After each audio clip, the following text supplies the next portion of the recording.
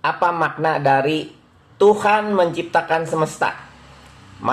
Mayoritas orang salah memahami kalimat ini sebagai kalimat langsung, padahal itu kalimat praktis. Kalimat yang hanya benar ketika dinilai lewat pikiran manusia. Sedangkan pikiran manusia bukan kebenaran tertinggi dia, karena dia berkondisi, bersyarat, suatu rekayasa. Ya, jadi kalimat itu sudah disalahpahami oleh mayoritas manusia, dianggap kalimat langsung. Ya, Tuhan menciptakan semesta bukan kalimat langsung. Kalau kalimat langsung berarti konsekuensi logisnya Tuhan menjadi kepribadian. Kepribadian yang menciptakan semesta. Ya, itu bukan seperti itu. Tuhan bukan sosok. Kalau itu kan berarti sosok, mau abstrak mau konkret tetap sosok. Ya. Nah, itu yang ditolak oleh para fisikawan. Tidak ada sosok seperti itu. Karena kalau hipotesa atau dugaan sementaranya itu kalimat langsung, maka Tuhan menjadi suatu kepribadian. Kalau memang seperti itu, ya, dan Anda percaya ada Tuhan yang maha bisa, maha cinta, faktanya apa? Di dunia ada kezoliman. Kalau dia sosok, ingat ya, andaikan dia sosok, dan dia membiarkan kezoliman terjadi, maka dia zolim. Kalau Anda punya konsep Tuhan sosok, Tuhan berpribadi, dan membiarkan kezoliman, kekejaman, maka dia menjadi zolim. Jadi Tuhan bukan sosok, bukan seperti yang Anda pikirkan. Ketika Anda mengira Tuhan itu bisa disembah-sembah, maka Tuhan Anda adalah sosok. Karena yang bisa disembah sosok. Mau konkret, mau abstrak, dia sosok. Ya, saya tidak melarang orang menyembah Tuhan karena itu hanya sarana untuk menyiapkan batin kita supaya cinta dan kebijaksanaan. Ya, tapi itu bukan hakikat, itu hanyalah sarana aja. Jadi banyak orang salah paham tentang menyembah Tuhan gitu ya. Tuhan hakikatnya tidak bisa disembah. Kamu mau menyembah apa? Kamu melihat saja belum, bertemu aja belum. Tidak mungkin manusia bertemu Tuhan. Ya. Jadi itu salah semuanya itu, mengira bahwa Tuhan itu berfirman misalnya, ada Tuhan berfirman. Apakah itu kalimat langsung? Tidak.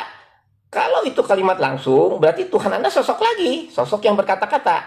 Berfirman itu beraktivitas. Tuhan tidak mungkin beraktivitas. Makhluk yang namanya beraktivitas. Jadi suatu kalimat praktis kalau dimaknainya secara langsung maknanya salah. Dan itu yang terjadi. Ya, kalimat Tuhan berfirman tidak bisa dimaknai secara langsung. Ya. Itu kalimat praktis, kalimat yang datang dari pikiran manusia ketika kita mengenal jati diri kita, lalu diungkapkan kepada publik, lalu muncullah konsep demikian. Tuhan berfirman. Sebetulnya kalimat yang lebih tepatnya adalah ketika manusia mengenal jati dirinya, dia akan menyampaikan hal itu. Ya, seolah-olah Tuhan menjadi sosok yang berfirman, padahal maknanya bukan makna langsung, makna praktis. Nah, kemudian juga ada, apa maksudnya Tuhan menciptakan semesta itu kalau bukan sosok? Ini menyangkut hakikat kesadaran sebetulnya. Kalau saya mengganti kata Tuhan dengan pencerahan, ya, mengganti dengan kesadaran hakiki sebagai pencerahan. Ketika Anda mencapai pencerahan, walaupun dalam fluktuasi, Anda akan mengetahui dia, sang pencipta itu, karena ciptaan atau alam semesta itu adalah mimpi Anda sendiri. Ya. Bukan Anda sebagai kedirian, ya, ingat ya. Ketika saya katakan alam semesta adalah mimpi Anda sendiri, kata Anda itu identik dengan kesadaran atau pencerahan. Ya, ketika dijelaskan kepada orang lain, kita harus menggunakan konsep. Ya, alam semesta adalah mimpi Anda sendiri. Anda sebagai sang sejati, sang pencerahan itu. Hakikat Anda sebetulnya bukan entitas, bukan kepribadian, bukan sosok. Hakikat Anda adalah sang pencipta itu sendiri. Ya. Jadi kalimat Tuhan menciptakan semesta itu bukanlah datang setelah kita berpikir Tuhan itu, melainkan lebih dekat kepada Dia yang menjadikan kita berpikir. Harus mengerti konsepnya. Jadi ketika ada dialog antara Guru Gembul sama Ustadz Nuruddin, agak aneh ketika dibilang ada Allah atau Tuhan itu bisa dibuktikan, bisa dirasionalkan. Kalau seperti itu berarti Tuhan bisa dijangkau dengan pikiran dong, tidak maha besar lagi. Itu konsep yang salah ya. Saya lebih condong sama guru gembul, betul. Tidak bisa dia dirasionalkan. Ya. Dia juga mengatakan apa? Keberadaan Tuhan dengan ketidakberadaan Tuhan itu sama saja. Benar. Karena memang tidak mungkin bisa dibuktikan. Ketika orang percaya kepada Tuhan, maka objek yang dipercayai itu bukan Tuhan. Kita tidak mungkin bisa percaya kepada Tuhan. Kita cuma bisa percaya pada konsep Tuhan. Nah, Anda harus membedakan itu. Ya, Tuhan tidak mungkin bisa dipercaya. Dia bukan objek. Apa yang mau Anda percaya? Coba ketika ditanya, Tuhan itu apa? Anda nggak bisa menjawab. Anda cuma bisa mendefinisikan narasinya, definisi itu. Apa konsep-konsepnya kan? Penjelasan tentang Tuhan Anda ngutip dari buku. Dan itu konsep. Bukan Tuhan. Yang Anda percaya itu konsep kan? Definisi tentang Tuhan dari kitab suci. Itu konsep namanya. Ya. Jadi benar kalau guru gembul bilang keberadaan Tuhan dan ketidakberadaan Tuhan itu sama saja. Memang benar. Apa yang mau dibuktikan keberadaannya? Semuanya cuma konsep kok.